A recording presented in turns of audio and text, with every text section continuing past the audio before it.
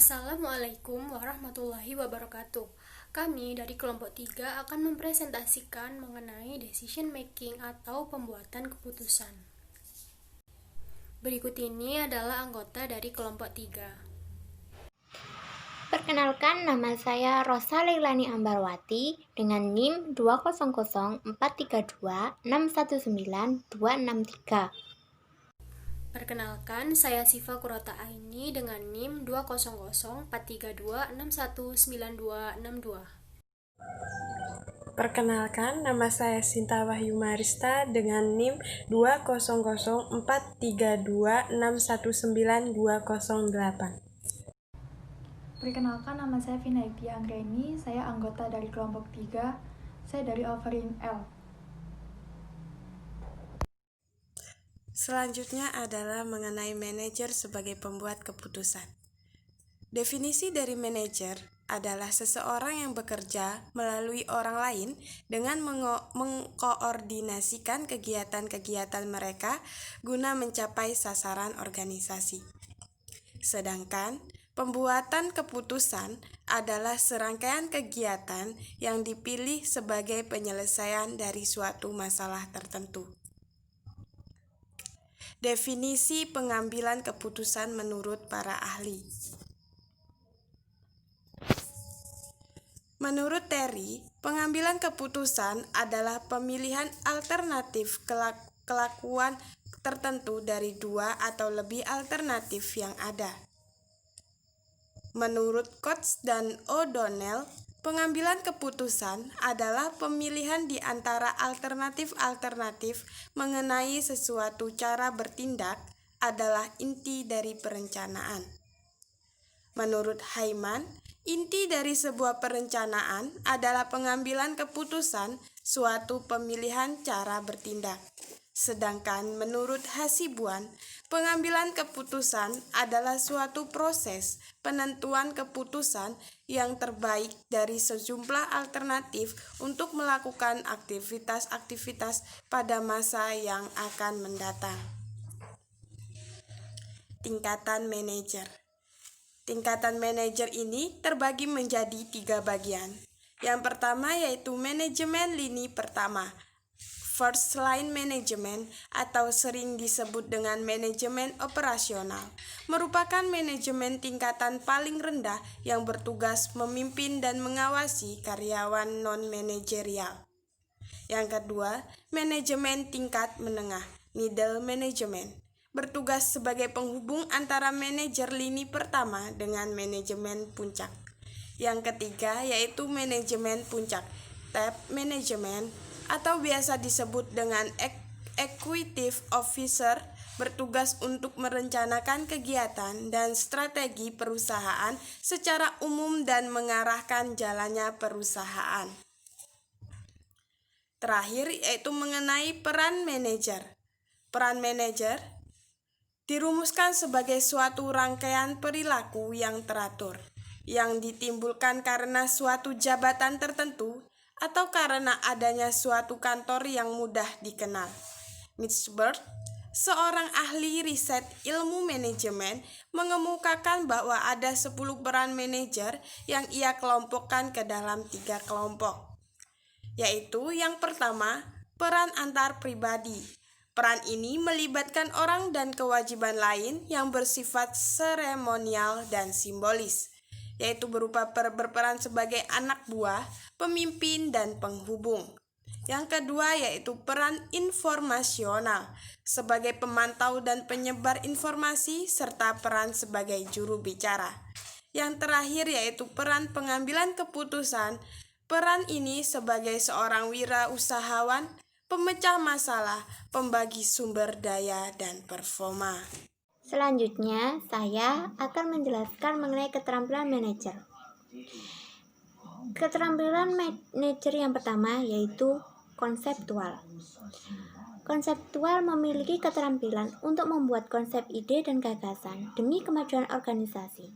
Nah, gagasan atau ide serta konsep tersebut kemudian harus dijabarkan menjadi suatu rencana kegiatan untuk mewujudkan gagasan atau konsep. Oleh karena itu, keterampilan konsepsional juga menggunakan keterampilan untuk membuat rencana kerja. Yang kedua yaitu humanity skill atau keterampilan berhubungan dengan orang lain. Seseorang manajer harus mampu mengkomunikasikan secara persuasif. Dengan komunikasi yang persuasif akan membuat karyawan merasa dihargai. Yang ketiga yaitu keterampilan teknis. Keterampilan ini merupakan kemampuan untuk menjalankan suatu pekerjaan tertentu, misalnya menggunakan program komputer, memperbaiki mesin, membuat kursi, dan lain-lain. Kemudian selanjutnya ada keterampilan manajemen waktu. Seseorang manajer harus bisa menggunakan waktu yang dimilikinya secara bijaksana. Dan yang terakhir yakni keterampilan membuat keputusan. Dalam hal ini, kemampuan untuk mendefinisikan masalah dan menentukan cara terbaik dalam memecahkannya. Seseorang manajer harus bisa mendefinisikan masalah dan mencari berbagai alternatif yang dapat diambil untuk menyelesaikannya. Selanjutnya yaitu ada dasar pengambilan keputusan.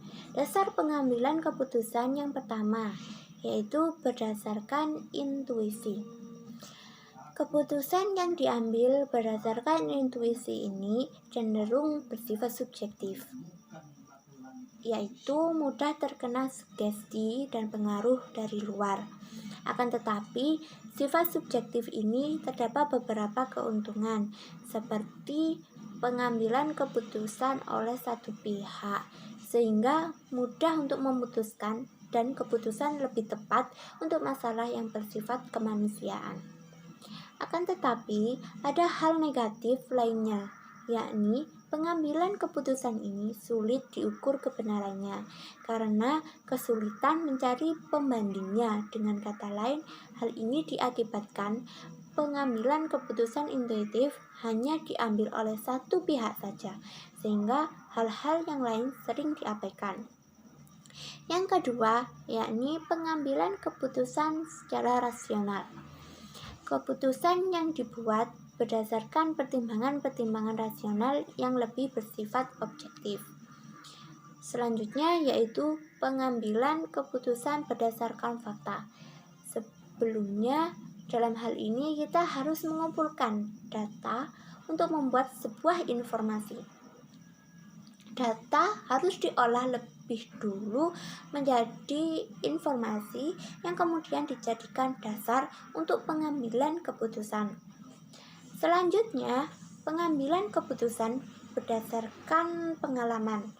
Dalam hal ini, pimpinan atau manajer mengingat-ingat apakah kasus seperti ini sebelumnya pernah terjadi.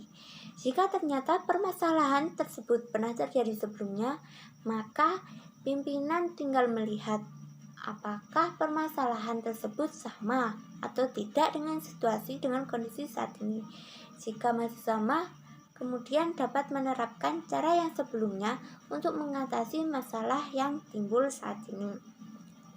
Yang terakhir yaitu pengambilan keputusan berdasarkan wewenang. Dalam hal ini bertujuan untuk mengambil keputusan dalam rangka menjalankan kegiatan demi tercapainya tujuan organisasi yang efektif dan efisien. Adapun proses untuk pengambilan keputusan. Langkah yang pertama yaitu mengidentifikasi suatu masalah. Identifikasi ini dapat dilakukan dengan menganalisis hubungan sebab akibat, mengamati adanya penyimpangan, dan berkomunikasi dengan pihak-pihak yang mampu memberikan pandangan tentang masalah tersebut. Dalam melakukan pengambilan keputusan, manajer harus memahami dan merumuskan masalah, bagian-bagian masalah yang harus diselesaikan. Langkah yang kedua yaitu mengidentifikasi kriteria pengambilan keputusan. Yaitu Sebelumnya, apa itu kriteria keputusan? Kriteria keputusan yaitu kriteria yang mendefinisikan apa yang penting atau relevan dalam memecahkan suatu masalah. Dalam langkah ini, setiap pengambil keputusan mempunyai kriteria yang memandu keputusannya. Manajer dapat mengumpulkan dan menganalisis data yang relevan. Langkah yang ketiga yaitu memberikan bobot terhadap kriteria pengambilan keputusan. Hal ini bertujuan untuk memberikan prioritas yang tepat dalam keputusannya, mengembangkan dan mengevaluasi alternatif. Misalnya saya beri contoh, cara yang sederhana yakni memberi bobot 10 pada kriteria yang paling penting dan kemudian memberikan bobot pada kriteria yang lain dengan menggunakan standar tersebut. Langkah yang keempat yaitu mengembangkan alternatif. Dalam langkah ini diperlukan adanya kreativitas pengambil keputusan. Karena dalam langkah 4 ini mengharuskan pengambil keputusan menyusun daftar alternatif yang dapat memecahkan masalah. Langkah selanjutnya yaitu langkah yang kelima, yakni menganalisis alternatif. Pengambil keputusan harus mengevaluasi setiap kemungkinan dengan menggunakan kriteria yang telah ditetapkan pada langkah kedua. Kemudian selanjutnya langkah keenam. Setelah menganalisis alternatif, yakni memilih sebuah alternatif. Dalam langkah ini memilih alternatif yang terbaik. Kemudian menginjak langkah ketujuh, yaitu mengimplementasikan alternatif yang sudah dipilih, yakni dengan menerapkan keputusan dalam tindakan dengan memperlakukan kepada mereka yang terpengaruh. Yang terakhir yaitu langkah ke-8, yaitu mengevaluasi efektivitas keputusan. Hal ini digunakan untuk melihat apakah masalahnya dapat terpecahkan. Jika evaluasi menunjukkan bahwa masalahnya masih ada, manajer harus menilai apa yang salah. Apakah masalah salah didefinisikan atau apakah kesalahan dilakukan pada saat mengevaluasi alternatif, atau bisa jadi alternatif yang benar tapi salah untuk diimplementasikan secara buruk. Selanjutnya adalah jenis-jenis pengambilan keputusan. Pengambilan keputusan tergantung dengan sifat masalah tersebut. Yang pertama adalah masalah yang terstruktur dan pengambilan keputusan yang terprogram. Masalah yang terstruktur merupakan masalah yang bersifat langsung, dikenal, dan mudah didefinisikan. Dalam masalah tersebut, manajer tidak menemui kesulitan dan membuang waktu untuk proses pengambilan keputusan.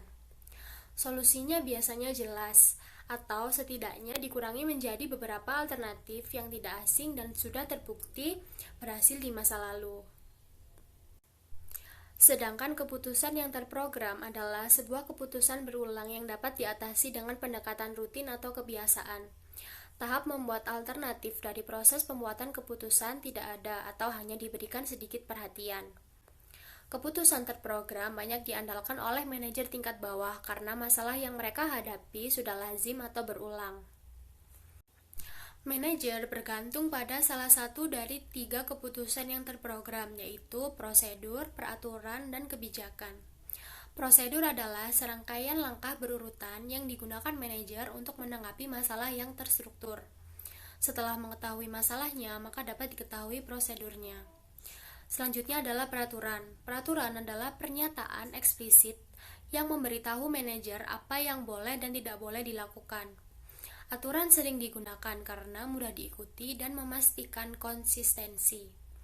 Yang terakhir adalah kebijakan. Kebijakan merupakan pedoman untuk membuat keputusan. Berlawanan dengan peraturan, kebijakan menetapkan parameter umum bagi pengambil keputusan dan bukan menyatakan secara spesifik apa yang boleh atau tidak boleh dilakukan. Kebijakan biasanya mengandung istilah mengambang yang membiarkan pengambil keputusan berinterpretasi. Yang selanjutnya adalah masalah yang tidak terstruktur dan pengambilan keputusan yang tidak terprogram. Masalah yang tidak terstruktur adalah masalah yang baru atau tidak biasa, dan di mana informasi yang diperlukan dalam pengambilan keputusan adalah ambigu atau tidak lengkap. Masalah yang tidak terstruktur ini banyak dihadapi oleh manajer tingkat atas. Saat muncul masalah yang tidak terstruktur, manajer harus bergantung pada pengambilan keputusan yang tidak terprogram dalam rangka untuk mengembangkan solusi yang unik. Sedangkan keputusan yang terprogram adalah keputusan yang unik, tidak berulang, dan melibatkan solusi yang bersifat unik pula. Hanya ada sedikit keputusan manajerial di dunia nyata yang merupakan keputusan yang sepenuhnya terprogram atau sepenuhnya tidak terprogram. Sebagian besar berada di antara keduanya. Berikut ini adalah penjabaran secara ringkas mengenai karakteristik keputusan terprogram dan tidak terprogram. Jenis masalah pada keputusan terprogram adalah terstruktur, sedangkan pada keputusan tak terprogram adalah tak terstruktur. Tingkatan manajerialnya pada keputusan terprogram adalah tingkat bawah, sedangkan pada keputusan tak terprogram adalah tingkat atas. Frekuensi pada keputusan terprogram berulang dan rutin, sedangkan pada keputusan tak terprogram baru dan tidak biasa. Pada keputusan terprogram, informasinya tersedia secara langsung. Pada keputusan tak terprogram, informasinya ambigu atau tidak jelas. Tujuan pada keputusan terprogram jelas dan spesifik, sedangkan pada keputusan tak terprogram adalah tidak jelas. Pada keputusan terprogram, kerangka waktu solusinya pendek, sedangkan pada keputusan tak terprogram relatif panjang. Pada keputusan terprogram, solusi tergantung pada prosedur, peraturan, dan kebijakan, sedangkan pada keputusan tak terprogram adalah tergantung pada pertimbangan dan kreativitas. Baik, di sini saya akan menjelaskan tentang materi saya yang pertama, yaitu kondisi pengambilan keputusan. Ketika mengambil keputusan, manajer mungkin akan menghadapi 3 kondisi yang berbeda, yaitu yang pertama kepastian. Kepastian yaitu situasi di mana manajer dapat membuat keputusan yang akurat karena hasil dari setiap alternatif sudah diketahui. Dan kondisi yang kedua, resiko. Resiko yaitu kondisi di mana pengambilan keputusan dapat mengestimasikan kemungkinan hasil yang pasti. Dan yang ketiga, yaitu ketidakpastian. Suatu hal yang terjadi apabila menghadapi sebuah keputusan dan tidak pasti mengenai hasilnya, dan bahkan tidak dapat mengestimasi probabilitas yang masuk akal. Baik, materi yang selanjutnya saya akan menjelaskan tentang bias dan kesalahan pengambilan keputusan. Yang dimaksud di sini yaitu ketika manajer membuat keputusan, mereka tidak hanya menggunakan aturan umum atau heuristik untuk memudahkan pengambilan keputusannya. Heuristik sendiri berguna karena membantu menjelaskan informasi yang kompleks, tidak pasti, dan ambigu atau informasi yang tidak jelas. Dan berikut ini adalah beberapa kesalahan dan bias yang umum dalam pengambilan keputusan. Yang pertama yaitu bias terlalu percaya diri, yang artinya mereka akan menunjukkan bias ini apabila pengambil keputusan cenderung berpikir bahwa mereka lebih tahu banyak daripada yang mereka lakukan. Dan yang kedua, bias efek jangkar. Ini menggambarkan pengambilan keputusan menetapkan informasi awal sebagai titik awal dan kemudian setelah ditetapkan, gagal menyesuaikan secara memadai informasi yang berikutnya. Dan yang ketiga yaitu bias konfirmasi. Kecenderungan untuk mencari informasi yang membenarkan pilihan-pilihan masa lampau dan untuk mengurangi informasi yang menentang penilaian di masa lampau. Yang keempat, bias ketersediaan. Bias ini menyebabkan pengambil keputusan cenderung mengingat kejadian terakhir dan yang terpatri secara jelas di benak mereka. Yang kelima, bias representasi. Mengambil keputusan menilai kemungkinan terjadinya sebuah kejadian berdasarkan seberapa mirip hal itu dengan kejadian yang lain atau serangkaian kejadian. Dan yang keenam yaitu bias ketidakteraturan. Bias ini timbul apabila pengambil keputusan mencoba mencari arti dari kejadian yang bersifat acak. Itu hanya beberapa yang bisa saya jelaskan dan masih ada beberapa bias yang lainnya. Demikianlah presentasi yang dapat kami sampaikan. Kami ucapkan terima kasih atas perhatiannya. Apabila ada kesalahan kata, kami mohon maaf. Kami akhiri. Wabillahi taufiq wa hidayah. Wassalamualaikum warahmatullahi wabarakatuh.